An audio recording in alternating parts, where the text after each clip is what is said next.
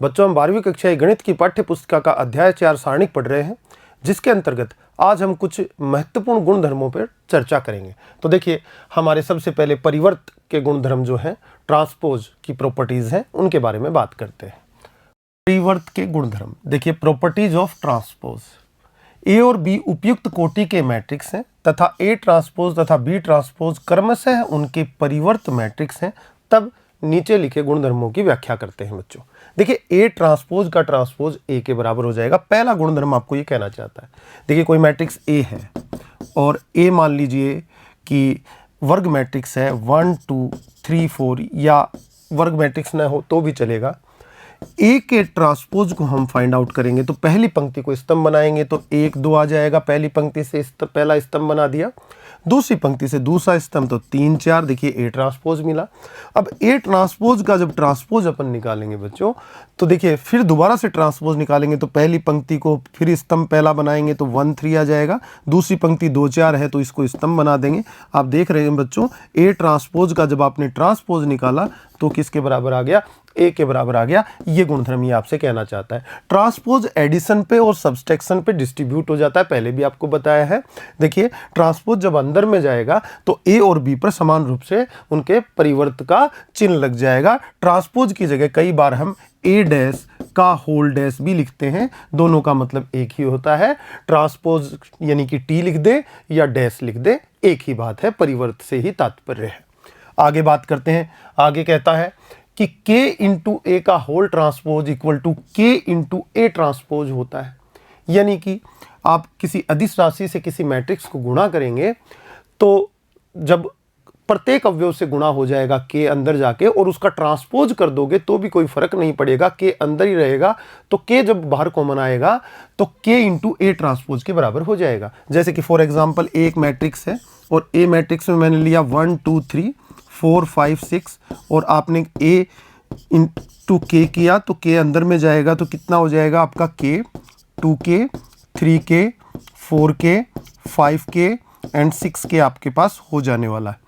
अब k a का whole transpose निकालें अपन यहाँ पर तो कितना हो जाएगा? देखिएगा, ट्रांसपोज निकालें तो क्या आ जाएगा?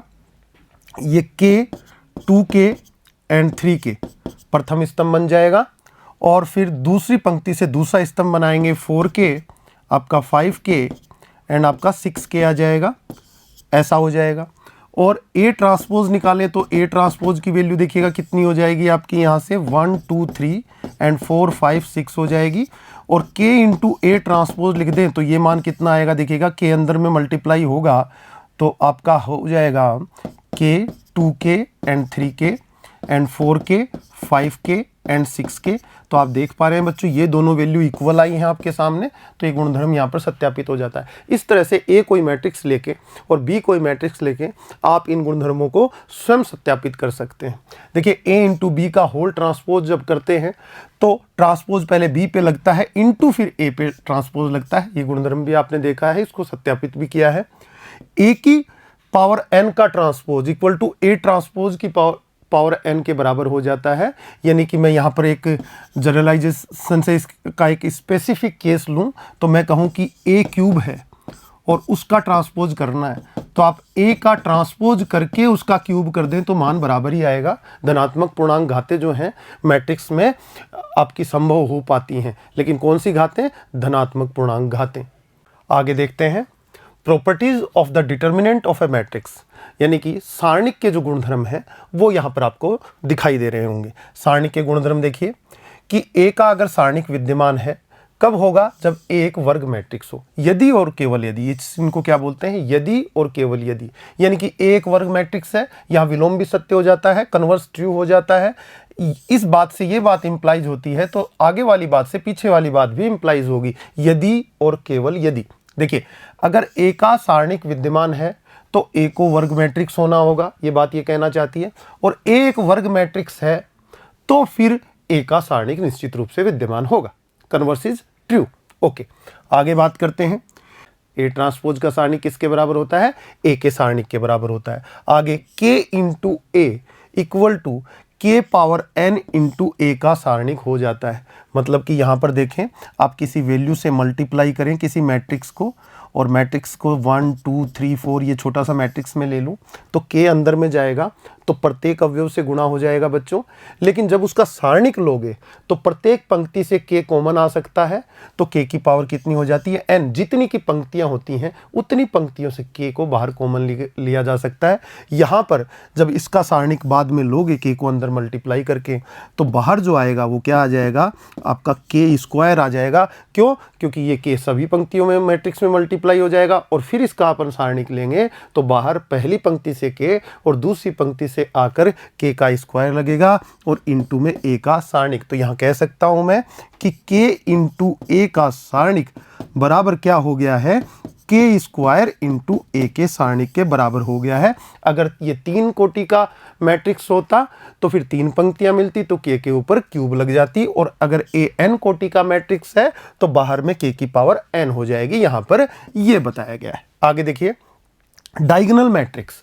डायगोनल मैट्रिक्स आपने देखा है, कोई भी डायगोनल मैट्रिक्स हो, जैसे कि मैं फॉर एग्जांपल लूं 1 0 0 0 2 0 एंड 0 0 3, ये डायगोनल मैट्रिक्स है, आपका विकीर्ण मैट्रिक्स है। विकीर्ण मैट्रिक्स का जब भी सारणिक लिया जाता है तो सारणिक का मान विकीर्ण के अवयवों के गुणनफल के बराबर आता है। यानी कि इसका सारणिक लोगे तो कितना आएगा, 1 इंटू 2 इंटू 3 यानी कि 6 आएगा। यानी कि किसी विकीर्ण मैट्रिक्स के सारणिक का मान उसके विकीर्ण के अवयवों के गुणनफल के बराबर आता है। ठीक है, यहां पर ये गुणधर्म आपका हो गया।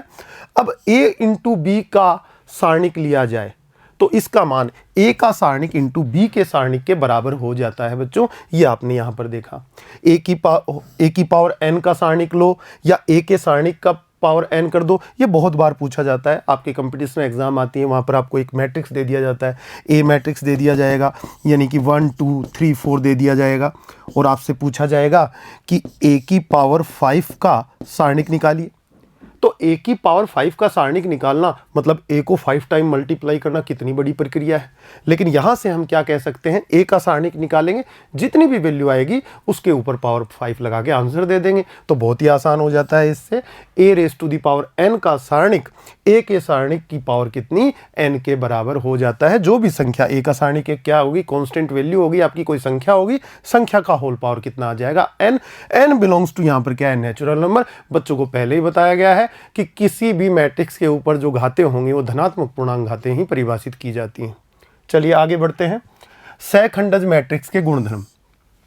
सहखंडज मैट्रिक्स का पहला गुणधर्म बहुत इंपॉर्टेंट है बच्चों, हमने पिछले भाग में इसको अप्लाई भी किया और दिखाया भी कि जब भी कोई मैट्रिक्स ए अपने एडजॉइंट से मल्टीप्लाई होता है तो सारणिक इनटू तत्समक मैट्रिक्स यानी कि आइडेंटिटी मैट्रिक्स को यूनिट मैट्रिक्स भी कहते हैं, दे देता है आपको।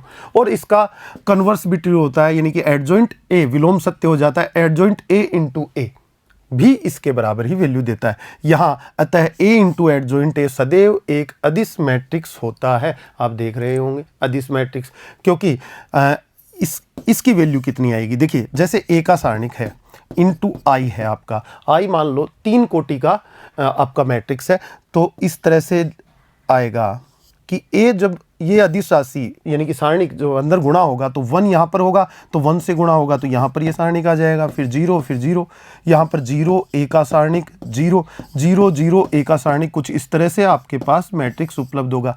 देखिए कैसा मैट्रिक्स है, अदिश मैट्रिक्स, विकीर्ण के सभी अवयव समान हो गए तो अदिश मैट्रिक्स हुआ, ये यहाँ पर बताया गया है आपको। आगे देखिएगा, एडजॉइंट ऑफ a का जो आप सारणिक लेते हैं उसका मान a के सारणिक की पावर n-1 हो जाती है। मतलब कि a n कोटि का अगर क्या हो, आपका वर्ग मैट्रिक्स हो, जैसे कि फॉर एग्जांपल a है आपका 3/3 का, तो एडजॉइंट ऑफ a जब आप निकालोगे तो इसका जो सारणिक का मान होगा वो a के सारणिक के मान के स्क्वायर के बराबर होगा। यहाँ पर ये कहा जा रहा है अगर ये 4 कोटि का होता तो यहाँ पर पावर 3 आ जाती, n कोटि का a है तो पावर कितनी होगी, n-1।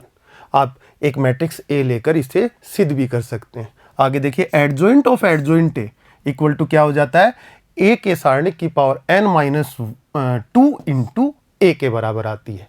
आगे देखिए, adjoint of a transpose, adjoint of A transpose, मतलब कि कोई ए मैट्रिक्स है आपके पास, आपने पहले उसका ट्रांसपोज निकाल दिया, ट्रांसपोज निकालने के बाद आपने उसका क्या निकाल दिया, एडजॉइंट निकाल दिया। तो ये वैल्यू अगर एडजॉइंट ए निकाल कर आप ट्रांसपोज कर दें उसके बराबर हो जाती है।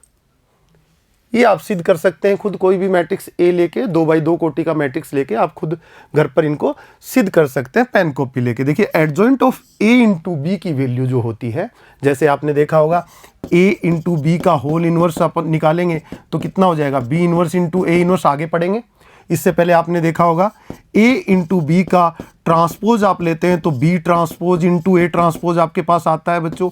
ये आपने सारे नियम पढ़े, तो यहाँ भी कुछ ऐसा ही है। एडजॉइंट ऑफ ए बी निकालो तो पहले एडजॉइंट बी का इंटू एडजॉइंट ए का लिया जाता है, ये दोनों मान बराबर होते हैं।